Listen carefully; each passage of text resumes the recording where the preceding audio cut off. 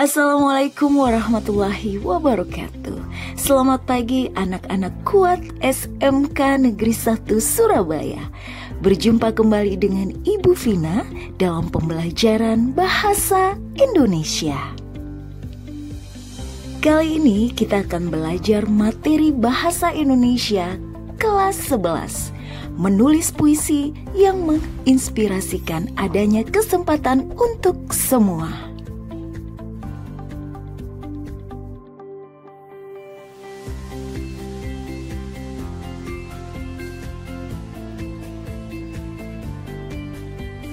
Apa yang kamu bayangkan saat pertama kali mendengar puisi? Pastilah rangkaian kata yang indah dengan bait-bait merdu penuh warna. Memang benar, definisi puisi adalah bentuk seni yang menggunakan kata-kata dengan cermat dan disusun secara artistik untuk mengungkapkan perasaan, pemikiran, atau pengalaman manusia. Puisi dapat mengambil berbagai bentuk, seperti puisi naratif yang bercerita, puisi lirik yang mengungkapkan perasaan dan refleksi pribadi, atau puisi bebas yang tidak terikat oleh aturan struktural tertentu. Puisi dapat berkisah tentang berbagai topik, termasuk perjuangan, alam, kehidupan, kemanusiaan, dan sebagainya. Pada pembelajaran kali ini, kita akan belajar mengolaborasikan puisi dan cerpen. Kalian akan diajak untuk menemukan tema dan pesan cerpen yang menginspirasi penggubahan puisi, mengidentifikasi unsur-unsur puisi, memproduksi puisi berdasarkan cerpen, serta mempersiapkan musikalisasi puisi. Mari kita mulai pembelajaran kali ini. Pernahkah kalian berimajinasi dengan puisi? Puisi merupakan bentuk ungkapan kebebasan imajinasi dan ekspresi. Penyair dapat mengungkapkan perasaan, pemikiran, dan pengalaman pribadinya melalui sebuah puisi. Puisi disajikan dengan padat dan bahasa yang indah sehingga menjadikan puisi mudah dikenali.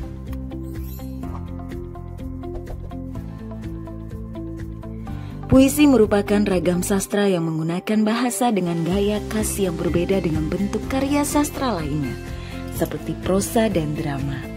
Lebih dari sekadar penggunaan bahasa sehari-hari, puisi menghadirkan kekayaan bahasa dan memanfaatkan perangkat sastra, seperti imaji, metafora, simbol, dan perbandingan untuk menciptakan pengalaman estetik yang mendalam. Keindahan puisi juga disebabkan oleh diksi, irama, rima, ritme, dan lirik dalam setiap baitnya. Menulis puisi dapat dilakukan dengan menceritakan pengalaman, perasaan seseorang, atau berdasarkan inspirasi dari cerpen. Cerpen merupakan salah satu jenis prosa naratif fiktif. Disebut fiktif karena hampir semua cerpen menceritakan kisah yang tidak terjadi di dunia nyata. Berbeda dengan novel, cerita pendek biasanya berfokus pada satu aspek cerita, sehingga nantinya hanya masalah penting saja yang disorot serta dijabarkan. Cerita pendek memiliki panjang kurang dari 10.000 kata. Dalam rentang cerita itu, cerpen memiliki penokohan yang sederhana. Pembaca bisa dengan mudah mengidentifikasi alur cerita karena kesederhanaannya.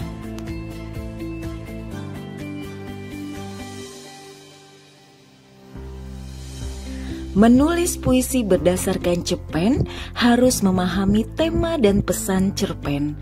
Tema dan pesan merupakan unsur yang ada pada setiap karya sastra. Untuk mengetahui tema dan pesan cerpen, kalian harus membaca isinya dengan cermat.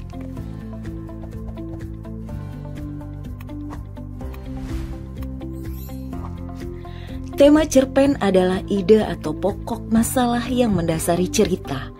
Tema ada yang secara jelas dikemukakan, ada yang secara samar-samar dan ada yang secara implisit atau tersirat. Setiap karya sastra seperti cerpen pasti mempunyai tema, karena pada dasarnya tema merupakan gagasan utama cerita. Pesan cerpen memiliki arti perintah, nasihat, permintaan atau amanat yang disampaikan lewat orang lain. Dengan kata lain, pesan merupakan amanat yang ingin disampaikan pengarang kepada pembaca melalui cerita yang dibuatnya.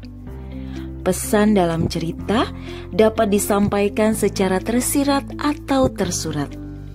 Secara tersirat artinya tidak langsung, dapat disampaikan melalui perkembangan tokoh, sedangkan pesan yang tersurat ditunjukkan secara langsung, misalnya lewat percakapan antar tokoh.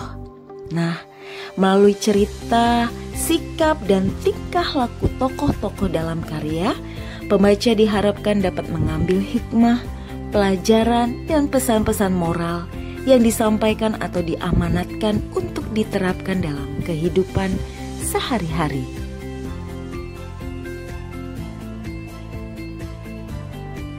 Unsur-unsur puisi. Puisi merupakan salah satu bentuk karya sastra yang paling tua menurut sejarahnya. Bahasa digunakan sebagai media untuk menyampaikan gagasan yang disusun sedemikian rupa menjadi sebuah puisi. Puisi kental akan penggunaan kata-kata indah yang menjadikan puisi memiliki daya tarik dan nilai keindahan. Puisi mempunyai dua unsur pokok, yaitu struktur fisik dan struktur batin. Kedua unsur tersebut saling mengikat dan membentuk totalitas yang utuh. Mari kita bahas satu persatu. Yang pertama, unsur fisik. Unsur fisik puisi adalah unsur-unsur pembangun puisi yang dapat dilihat secara langsung melalui bentuk susunan kata-katanya.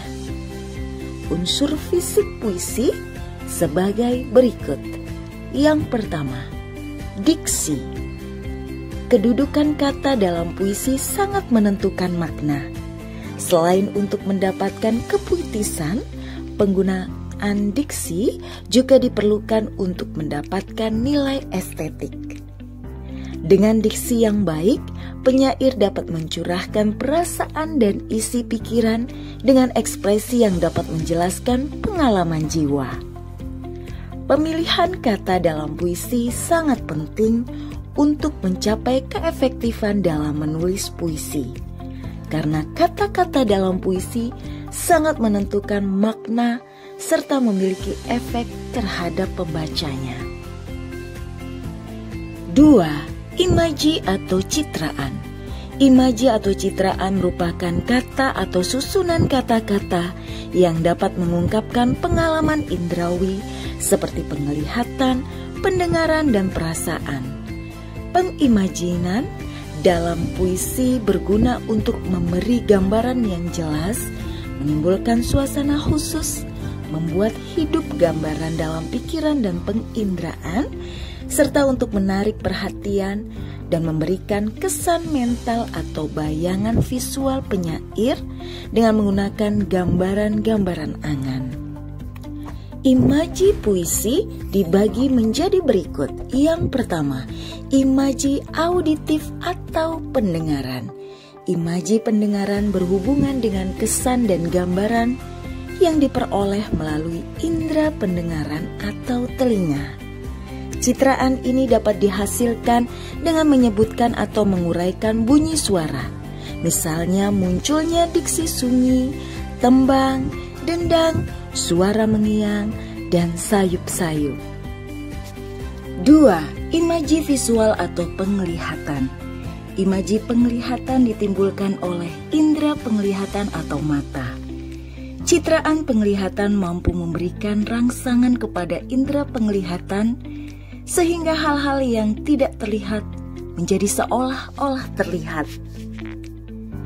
3. Imaji taktil. Imaji perabaan atau taktil adalah citraan yang dapat dirasakan oleh indera peraba atau kulit.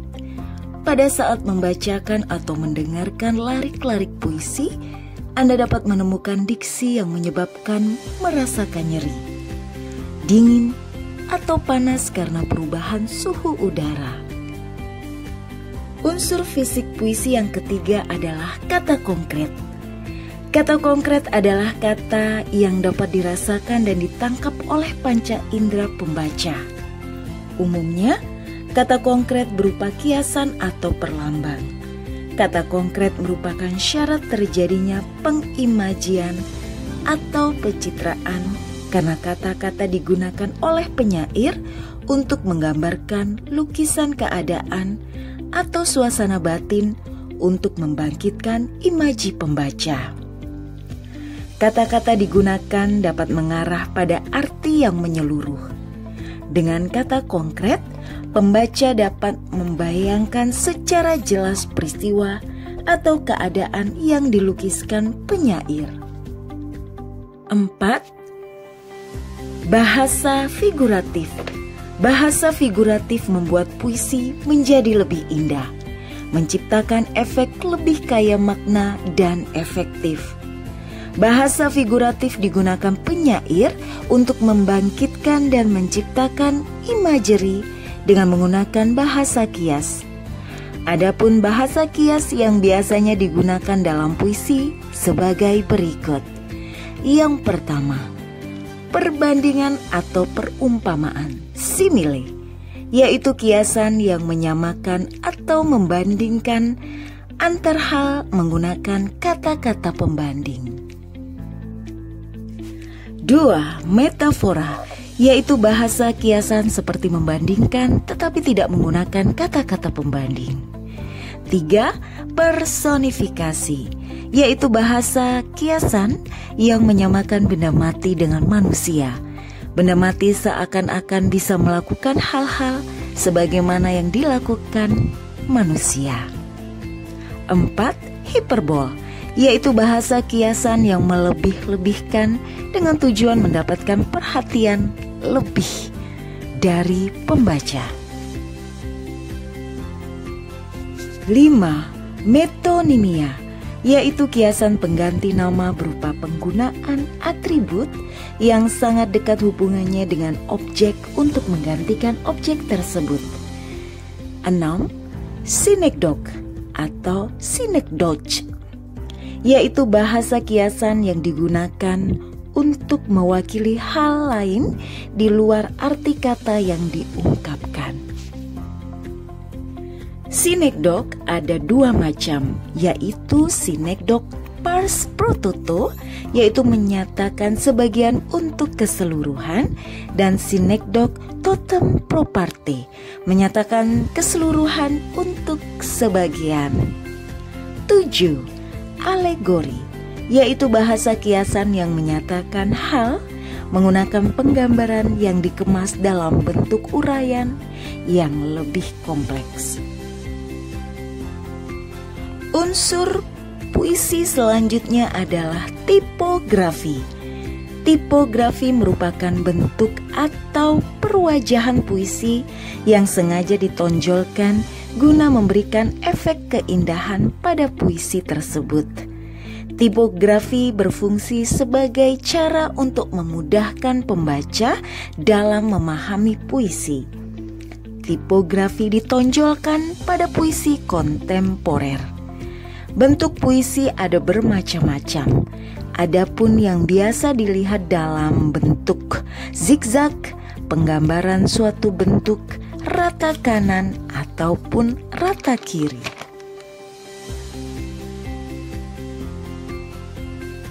Unsur batin puisi. Unsur batin puisi adalah unsur pembangun yang tidak tampak langsung dalam susunan kata. Unsur batin puisi sebagai sarana untuk menyampaikan pesan dan perasaan dari penyair kepada pembaca. Berikut adalah unsur batin puisi. Yang pertama, tema. Tema adalah pokok persoalan yang disampaikan pengarang dalam puisinya. Tema sebuah puisi dapat disampaikan secara langsung maupun tidak langsung. Makna puisi dapat ditemukan setelah membaca dan menafsirkannya. Media puisi adalah bahasa. Tataran bahasa adalah hubungan tanda dengan makna. Maka, puisi harus bermakna, baik makna tiap kata, baris, bait, maupun makna keseluruhan.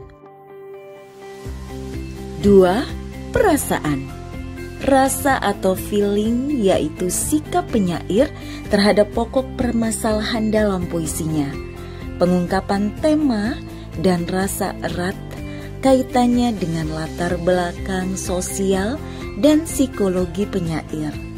Misalnya, latar belakang pendidikan, agama, jenis kelamin, kelas sosial, kedudukan dalam masyarakat, usia, pengalaman sosiologis dan psikologis, serta pengetahuan.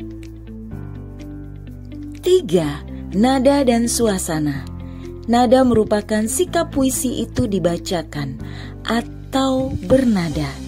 Nada dalam puisi biasanya diketahui dengan memahami unsur-unsur yang tersurat, yaitu bahasa atau ungkapan dalam puisi.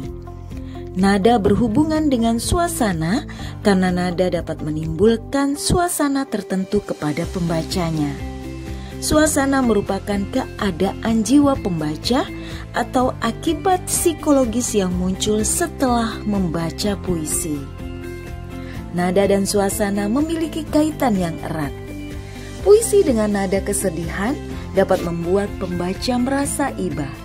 Adapun nada yang mengandung kritikan membuat suasana hati pembaca merasa ingin memberontak.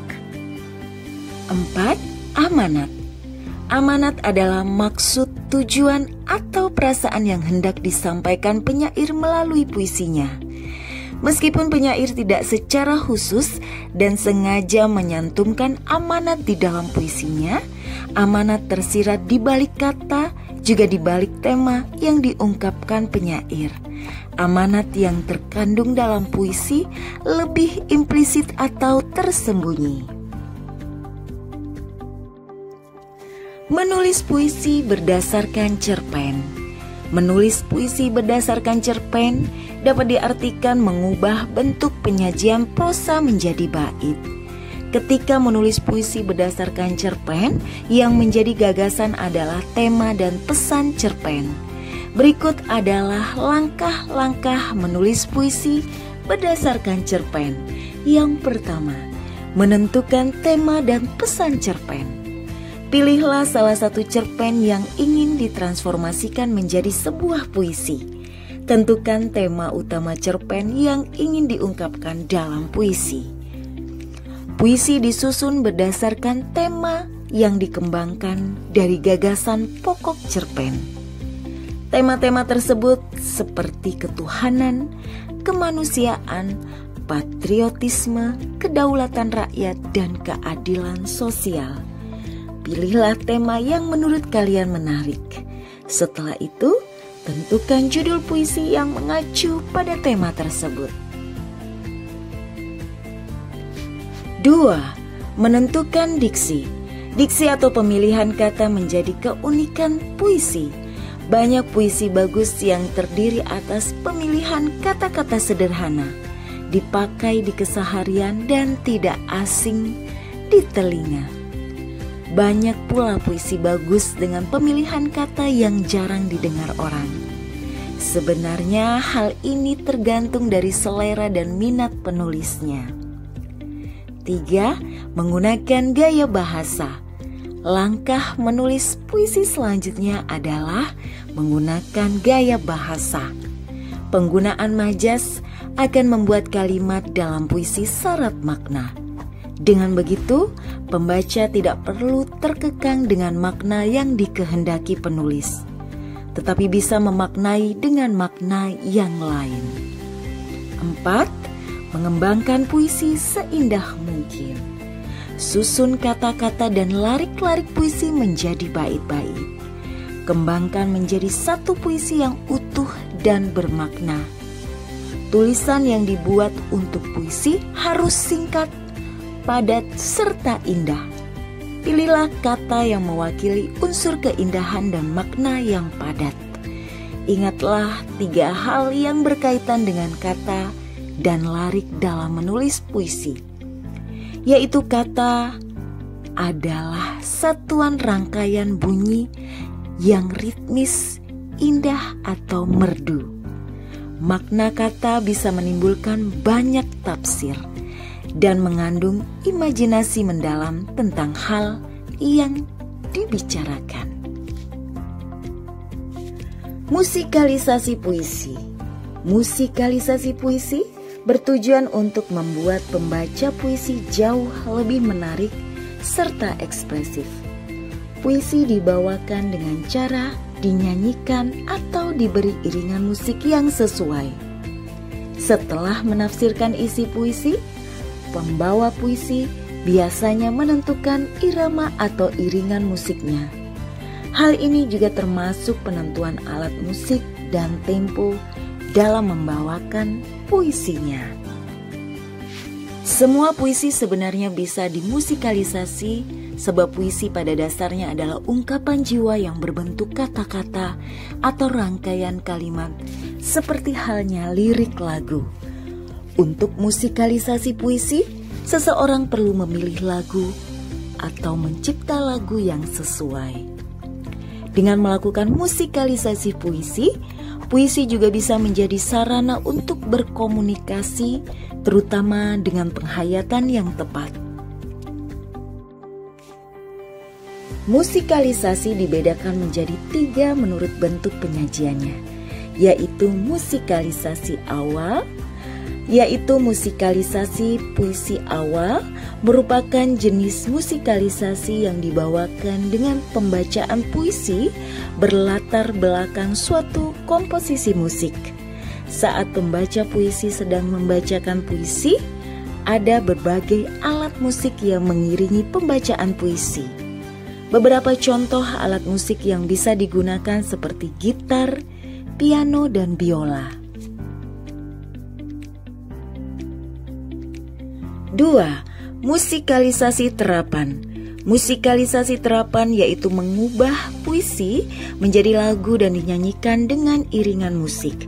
Artinya, puisi dibawakan dalam bentuk lagu yang akan dinyanyikan bersama alat musik lainnya. 3. Musikalisasi campuran. Musikalisasi campuran yaitu penggabungan dari musikalisasi puisi awal dan terapan. Dalam pertunjukan musikalisasi puisi campuran, puisi akan dibawakan dengan cara dibacakan atau dinyanyikan. Membuat pementasan musikalisasi puisi akan mengembangkan sikap berkolaborasi, kreatif, cinta terhadap karya sastra puisi Indonesia, dan berlatih mengembangkan bakat ekonomi kreatif. Setiap individu diharapkan berperan aktif dalam pekerjaan besar ketika mempersiapkan proyek pentas musikalisasi puisi. Pentas musikalisasi puisi juga memerlukan musik pengiring yang sesuai. Secara garis besar, langkah-langkah yang harus dilakukan sebagai berikut. Yang pertama, mempersiapkan puisi yang akan dipertunjukkan. Puisi menjadi unsur utama yang paling penting dalam musikalisasi puisi. Tentukan puisi yang akan dibawakan dengan memperhitungkan tema, lirik, serta iringan musik yang akan dipakai. Pemilihan puisi yang tepat akan membantu proses musikalisasi puisi. Setelah memilih puisi, pahamilah makna puisi dengan memperhatikan pengimajian dari pilihan kata serta meresapi nada dan suasana yang ingin dibangun. 2. Menentukan jenis alat musik. Tentukan jenis alat musik yang akan digunakan untuk mengiringi musikalisasi puisi. Pilihlah alat musik yang mahir dimainkan.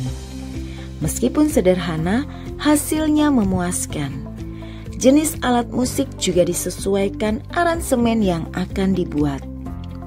Pilih alat musik bernada lembut seperti gitar, piano, organ, seruling, dan harmonika.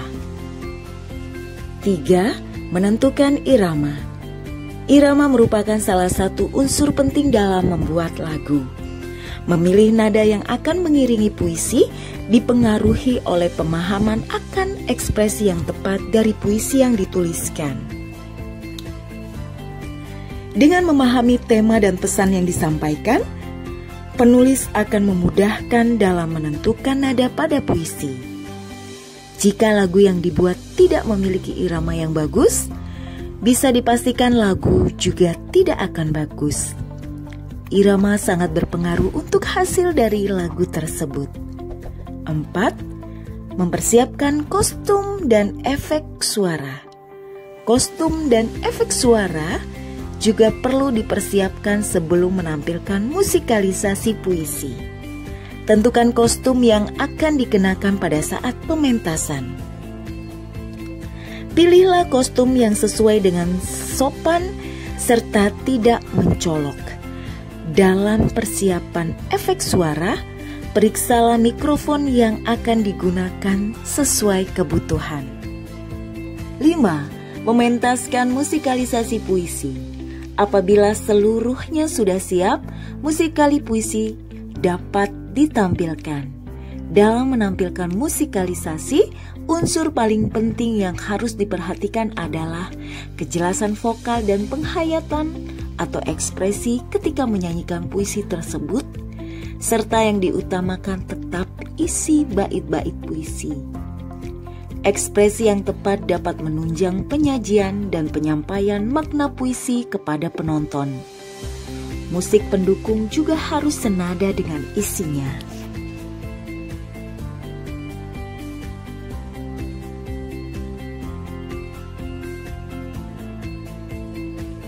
Demikianlah materi pembelajaran kali ini.